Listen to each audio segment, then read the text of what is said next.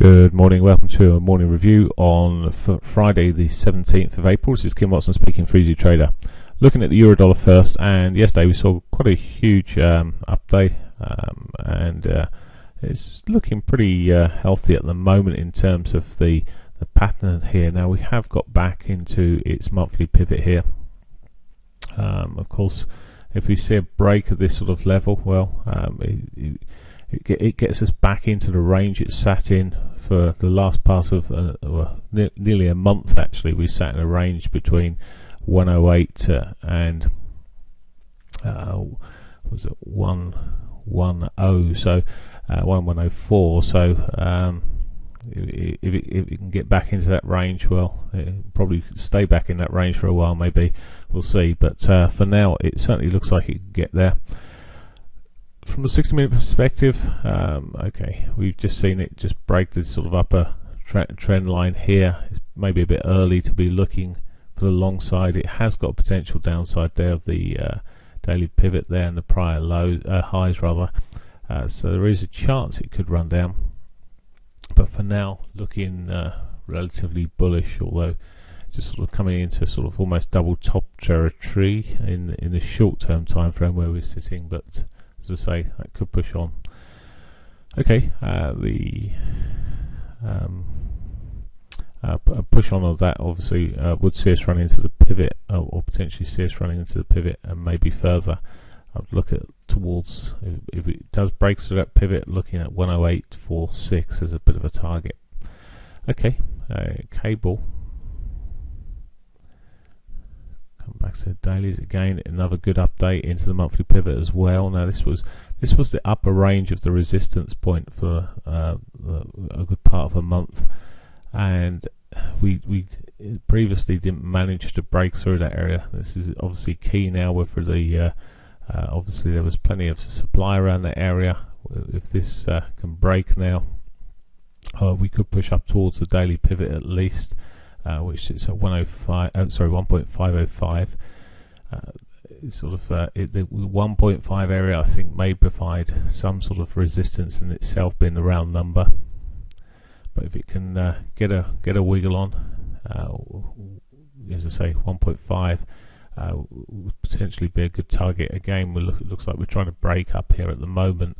Not quite up to the Asian session highs there, but it may at some point push on upwards. If it starts doing so, I'd be looking on the long side. I mean, this with the higher lows, as I pointed out yesterday, it certainly works. I was looking for a little bit more of a retrace yesterday with cable, never really worked out, but it may not work out again if it can keep on moving like this before 8 o'clock. I'd be just looking purely on the long side.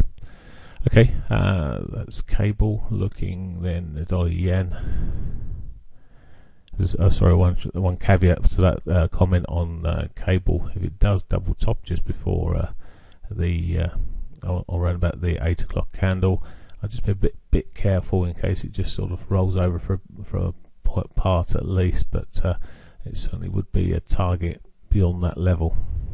Okay, dollar yen. Dollar yen was a bit more of an inside day. Effectively, the range never broke the previous day here.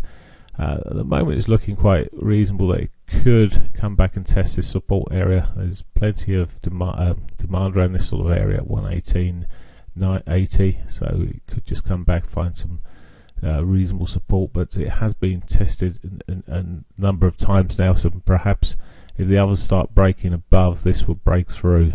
But possibly a little bit slower, and with the range, as I say, being an inside bar yesterday instead of outside bar, I prefer really to be trading the other currencies for the potential bigger moves. Short term here, well, if it does start breaking down, obviously, if it starts breaking down yesterday's lows, S1 area, and maybe it could push back right down to the S2 there. So just watching for that. Okay, dollar yen. So let's look at finally the Aussie dollar. Another good day yesterday. The Aussie dollar pushed up strongly, and a lot of that was done earlier on, but it did continue later through the day. We had a couple of surges. Now it's it's made a bit of a sort of it's just broken really, I suppose, a bit of a gartly pattern on the dailies, so a rollover could still occur. It's still there in terms of the overall pattern, but this latest shove up has just been quite strong, so maybe it will just continue on the break side, in which case at the moment looking really as it's moving here back to double tops as a potential. Again, still has got the pivot below, so all these currencies have the daily pivot below, which have a reasonable probability to be hit. But if this continues on the upside, I mean, it's again broken the sort of a short-term trend of a flag. Maybe it's going to push up to that R1 area. So watching for that. Now that on a monthly basis as well is the R1 on the pivot monthly on the monthlies as well. So got a reasonable chance of pushing out for that. Okay, now we've got plenty of key news, and it starts with cable this morning at 9:30. We've got the employment report out, which certainly may create some volatility around cable. At 10 o'clock we got the inflation figures out for Europe. Now the flash figures came out 15 days earlier, so this may have less impact, and certainly shows up as less impact, and but we as I say, do have the inflation figures at 10 o'clock. Moving into the afternoon at 1:30, we've got the US inflation figures, also the Canadian inflation figures, but the US inflation figures will be the main ones we're looking at here, particularly as they're sort of still talking at this juncture about increasing in June. I think if we see these inflation figures coming in particularly low, we could see some real fireworks this afternoon. Okay, that's it for me. Hope you have a great day. Bye for now.